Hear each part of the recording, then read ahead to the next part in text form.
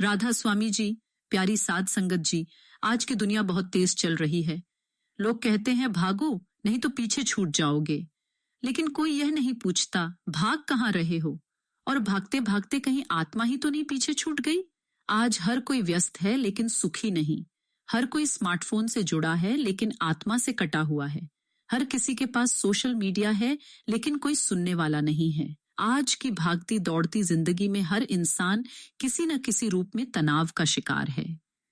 किसी को नौकरी की चिंता है, किसी को रिश्तों की परेशानी है, किसी को स्वास्थ्य की, तो किसी को अपने बच्चों की चिंता सताती है। भले ही हम तकनीकी रूप से उन्नति कर रहे हैं, लेकिन आंतरिक रूप से हम और भी खोखले होते जा रहे हैं। लेकिन यही वह क्षण है जब हमें आत्मचिंतन करना चाहिए। क्या यही जीवन का उद्देश्य है? क्या हम केवल समस्याएं सुलझाने के लिए ही इस दुनिया में आए हैं या किसी और ऊंचे मकसद के लिए? वास्तविक जीवन की स्थिति। एक 28 वर्षीय युवती का अनुभव। मैं आईटी सेक्टर में काम करती हूँ। अच्छी सैलरी है, लेकिन हर रोज एंजाइटी की दवाइयां लेती हूँ। दिन भर स्क्रीन देखती हूँ और रात भर मन खुद से भागता है।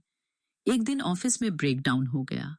तब एक सहकर्मी ने कहा, ध्यान लगाना शुरू कर दो।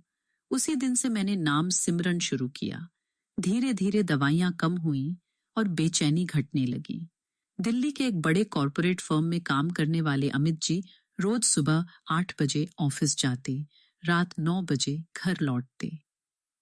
अच्छे पैसे, बड़ी गाड़ी, एयर कंडीशनर ऑफिस, सब कुछ था उनके पास। लेकिन एक रात वह अचानक अस्पताल पहुंच गए, हाई ब्लड प्रेशर और एंजाइटी अटैक। डॉक्टर ने कहा, आपका शरीर तो ऑफिस में है, पर दिमाग हमेशा भविष्य की चिंता में दौड़ता रहता है। जब उनकी पत्नी ने रोते हुए कहा, आप हमें समय नहीं देते, तो उन्होंने पहली बार महसूस किया कि असली कमी क्या है, भीतर की शांति। एक दिन वे एक सत्संग में गए जहां एक महात्मा जी ने कहा, जिस सुख को तुम बाहर ढूंढते हो वह तो तुम्हारे भीतर बैठा तुम्हारा मालिक है। तुम उस दरवाजे को खटखटाओ, वह जरूर खोलेगा। उस दिन से अमित जी ने प्रतिदिन 30 मिनट सिमरन के रना शुरू किया। कुछ समय बाद उन्होंने महसूस किया कि समस्याएं कम नहीं हुई, पर उनका तनाव कम हो गया। अब वे समस्याओं का सामना शांति से कर पाते हैं। क्या तनाव का समाधान है? बिल्कुल है, लेकिन हल बाहर नहीं भीतर है। बाबा जी कहते हैं, सच्ची शांति टीवी, मूवी, घूमने, शॉपिंग में नहीं मिलेगी। वह सिर्फ नाम में है, क्योंकि नाम आत्मा को उसके मूल से जोड़ता है। आज की दुनिया में जहां हर कोई व्यस्त है, ध्यान करने का समय कैसे निकालें? हजूर महाराज जी कहा करते थे, समय निकालना नहीं, समय बनाना पड़ता है।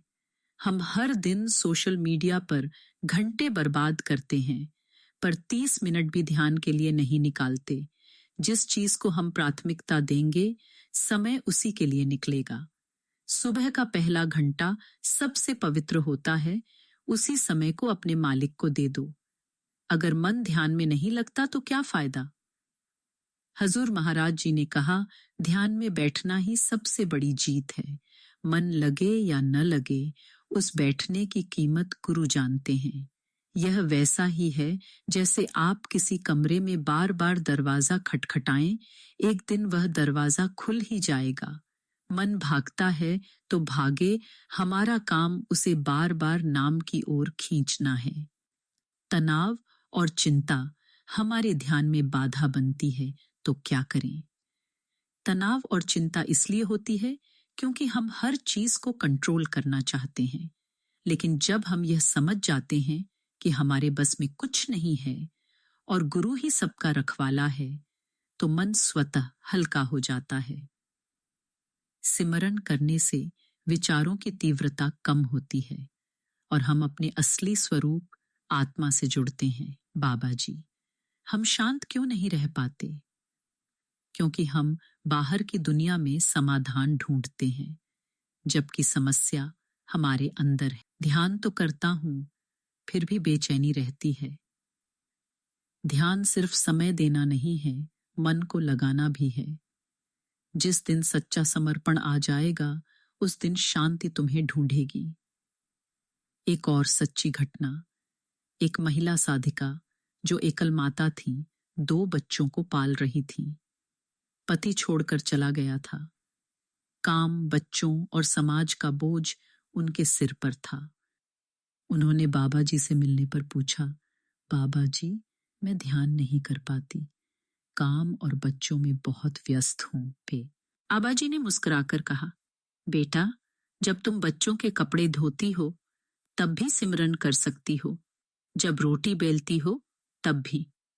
सिमरन के लिए खास आसन और समय नहीं, नियत और प्रेम चाहिए। से वह बहन हर काम के साथ सिमरन करने लगी। नतीजा यह हुआ कि आज वह मानसिक रूप से बहुत शांत हैं और बच्चों के लिए भी मार्गदर्शक बनी हुई हैं। बाबा जी, जब दुख आता है तभी क्यों मालिक याद आते हैं? क्योंकि सुख में हम अपने आप को भगवान समझने लगते हैं और दुख हमें हमारा असली स्थान दिखाता है, एक प्यासी आत्मा। अगर नाम इतना शक्तिशाली है तो तुरंत असर क्यों नहीं होता? जैसे मिट्टी में बीज डालते हो तो फल तुरंत नहीं आता, मेहनत, पानी और धूप चाहिए। वैसे ही सिमरन भी समय मांगता है। मन की चालाकी, बिजी होने का बहाना। हम कहते हैं समय नहीं है ध्यान का, लेकिन इंस्टाग्राम, यूट्यूब और नेटफ्लिक्स के लिए घंटों मिलते हैं। असल में समय नहीं, प्राथमिकता नहीं है। सच्चाई ये है, मन नहीं चाहता कि हम शांति पाएं, क्योंकि तब उसका राज खत्म हो जाएगा। एक व्यापारी की कहानी। कोविड के समय बिजनेस ठप हो गया। रातों को नींद नहीं आती थी। बाबा जी का एक वीडियो देखा जिसमें वो बोले, नाम से बड़ा कोई निवेश नहीं। उसी दिन से मैंने रोज 2 घंटे सिमरन किया। न बिजनेस बड़ा हुआ, न बैंक बैलेंस, लेकिन भीतर शांति आ गई। आंतरिक शांति की कुंजी। सच्चे प्रेम की खोज भीतर है। बाहर के रिश्ते बदल सकते हैं, टूट सकते हैं, लेकिन गुरु का प्रेम स्थिर है। वह हर स्थिति में हमारे साथ है। सिमरन शांति जैसे मोबाइल को चार्ज करने के लिए प्लग में लगाना पड़ता है, वैसे ही आत्मा को चार्ज करने के लिए सिमरन जरूरी है। सेवा और संग, सत्संग में बैठना, संगत में सेवा करना, ये सब हमारे भीतर की नकारात्मकता को कम करते हैं। ध्यान आज फैशन नहीं, सर्वाइवल बन गया है। जैसे मोबाइल को रोज चार्ज करते हैं, वैसे ही आत्मा को भी सिमरन से डेली रिचार्ज चाहिए। अगर तुम्हारा फोन 2% बैटरी पर है, तुम उसे तुरंत चार्ज करते हो, लेकिन जब आत्मा 2% पर हो तो क्या हम उसे चार्ज करने के लिए बैठते हैं?